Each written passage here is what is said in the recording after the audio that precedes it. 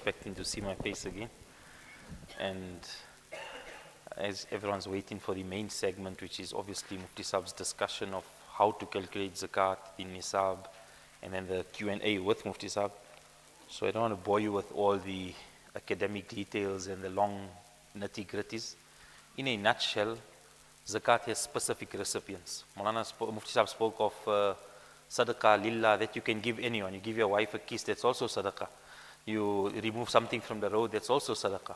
But when it comes to Zakat, there are specific 8 recipients mentioned in one ayah in Surah At-Tawbah, which Hafiz Saab recited and opened the Qiraat with. And that specific one ayah determines the 8 categories. It cannot go beyond those 8 categories. In fact, in one Sahabi came to the Nabi sallallahu alayhi wasallam, hadith of Abu Dawud, and he said, "O Nabi of Allah, give me Zakat."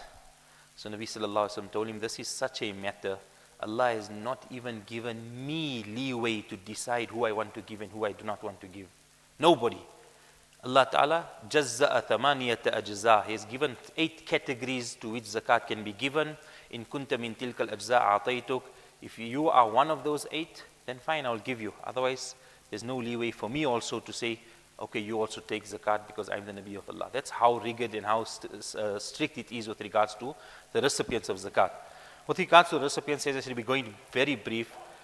The very first 2, Allah subhanahu wa ta'ala begins the ayah, إِنَّمَا الصَّدَقَاتُ لِلْفُقَرَاءِ وَالْمَسَاكِينَ. Indeed, the sadaqah, and all ulama of the unanimous of the opinion that in this verse it refers to the zakat which is discharged, can only be given to the fuqara and masakin, the poor and the needy. Now technically there are differences between poor and needy. Poor is a person who has little but not sufficient, and needy is absolute destitute, who has nothing by him. Both of them, the condition is that they must not have nisab. Now we've been hearing this word nisab over and over and again. Mufti Saab will explain to us, it's basically your qualifying threshold. And Mufti Saab will also explain the fine line between not having nisab, not having to pay zakat, but at the same time not being able to receive zakat in certain instances. So zakat can only be given to the poor and the needy. Now when we speak of poor and needy, not our understanding of poor and needy. Poor Molana is not in German league, he's driving a Toyota, he's poor, this man only got so and so, he's poor. No, our definition or people's definition of poor doesn't count. It's what Allah subhanahu wa ta'ala has described as poor, and Nabi sallallahu alayhi wa sallam has explained in the ahadith. So these are the first 2 categories. Those with little, not equal to nisab, that they still need and they can accept zakat, and those with absolutely nothing. Then we go on to the next 3 types. Why I say next 3 types we are going to discuss in one is because there are lots of academic detail in it, but for the benefit of brevity, we're just going to cut out all the detail and tell you that the next 3 types are not generally found in today's time.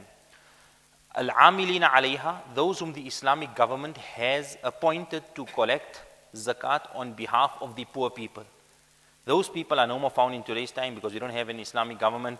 And just to clarify, the collectors who come on behalf of organizations don't fall under the collectors or the same category which has been described in the Quran al-Kareem.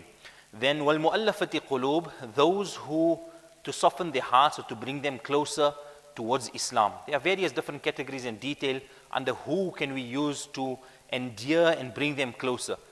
Certain were, in the time of Nabi sallallahu alaihi wasallam, certain were Muslims who were weak in iman, whose zakat was given to them just to strengthen their hearts. Even if they were not there, zakat would be sent to them so that can strengthen their hearts. According to majority of the ulama and muhaqqiqeen and research has shown that it was never given to a non-Muslim. Those non-Muslims who had to be brought closer to Islam, other funds were used to bring them as gifts and hadiyas and bring them closer towards the fold of Islam. And then the 5th type, and that's why we classified these 3 together, is riqab. As Maulana said, it's no more applicable. Slavery has been abolished. To free slaves, those slaves who have agreements with their masters, I will go and work for you if I bring a certain amount of capital over a certain amount of time, then I will be free. Agreement is signed, he brings that money, you can help him to sort of buy his freedom. Those 3 categories we're not discussing. So reverting back to the first 2, the poor and extreme needy and destitute, and then coming on to the last 3, وَالْغَارِمِينَ. Allah Ta'ala describes those who are in debt. The moment a person is in debt, such debt that after you deduct his liabilities from his assets, you will have below the nisab amount. Simple example, I have 10,000 rand cash, I am owing Mufti Saab 8,000. I have 2,000 rand left only, which is free of debt. I'm in debt, and such debt which qualifies me to accept zakat. He can then give me his zakat. Anybody can give me this. In the other instance, a person has 10,000 rand, and he only has 2,000 rand debt. I only owe brother 2,000 rand. I have 8,000 rand of assets, which is above the nisab threshold, I cannot take. So such debt, which puts a person after minusing the liabilities from his assets below the nisab in the qualifying threshold, a person will then be liable to accept zakat, and we can discharge our zakat to such a person. Majority of the ulama give encouragement that this should be one of our preferred outlets of zakat, to get a person who has fallen into debt unintentionally or due to normal circumstances of the world and vicissitudes of time. He's had a hard time and things have gone wrong with him, he's gone into debt. To help him out of this problem, we can use our zakat. However, if we apply it to the general rule, as Mufti Sahib said, that then everybody's in debt. We all owe in the bank so much, and this so much, and that one so much. That details Mufti Sahib will give won't apply to everybody. The last two types, fi sabilillah, a person who is in the path of Allah. Mufassirin, Mujahid rahmatullah alayhi, and Ibn Abbas radiallahu anhu have given the explanations of this here. Basically, it includes two different types. One is that person who is striving, fighting in the path of Allah, which was jihad in the previous time. And one is a person who is on a journey for Hajj and falls short of resources. Now, we have to be careful, because sometimes you go for Hajj and you remember what Maulana said, and you see a man coming there and he'll tell you how they just stole his passport and his bag and everything, and he has not a single cent. And 2 weeks later, you meet him in Medina and they stole his bag again that morning. So you have to understand, we're talking of genuine cases of people who are on the journey of Hajj and need assistance, who do not have wealth by them. And the last category, which Allah subhanahu wa ta'ala described, is Ibn Sabil, a traveler who might be very wealthy at home, but in his present situation, he does not have wealth to continue his journey. He can then be assisted with zakat. Now, this happens many a time. Sometimes you went to a certain country, we were relying on that piece of plastic in your pocket, that credit card. You came there, you realize there's something wrong with the system, it's not taking. Or somebody went, in the old days, I'm talking of 96, he went to Turkey and he swiped the card. And those days there was a certain limit on certain cards, you can only swipe once. So he swiped once and he put maximum amount, 1 million. He took 1 million out and realized that the currency there is 10,000 to 1. So that was 100 rand he had for the day. And that was all he could take out. He couldn't swipe his card again. He had to wait for the next day to swipe for another 100 rand. And so sometimes you rely on that piece of plastic in your pocket and something goes wrong and you're stranded. Zakat can be used to assist such a person. Again, obviously, we have to use our own logic, our own rationale in who is discerning enough to claim this here. Sometimes a person is here in Middelburg and he says, but I'm on my way to Cape Town, I just need 350 rand balance. You're on the wrong road, brother. You're sure you're going to Maputo, but you're going to Cape Town and you're coming this way, and then the next week again, he's just lost a cousin in PE, he has to go for another 250 rand short. So we see the genuine cases, and they will then qualify for zakat. So in a nutshell, it's the needy and destitute, the people who are in debt.